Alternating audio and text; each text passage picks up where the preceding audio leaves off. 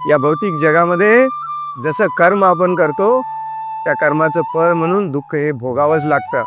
तुम्ही कुठल्याही देवीची पूजा करा, कुठल्याही फकीराकडे जावा, कुठल्याही बाबा बुवाकडे जावा, हे जग बनवलेच तुम्हाला दुःख देण्यासाठी आणि प्रेम म्हणजे काय आहे हे शिकवण्यासाठी. त्यामुळे आपण निखळ निरपेक्ष अहेतुकी प्रेम करायला शिकलं पाहिजे. मग तुम्हीच खऱ्या अर्थाने सुखी होता. कुठल्याही बाबा बुवा, फकीर, ताबीज, काय गळ्यात काय म्हणतात ते लॉकेट बिकेट काही घालायची गरज नाही, हातात अंगठी बिंगठी काही घालायची गरज नाही. जे कर्म केलंय त्याचं फळ तुम्हाला भोगायला लागणार आहे. कितीही काहीही करा.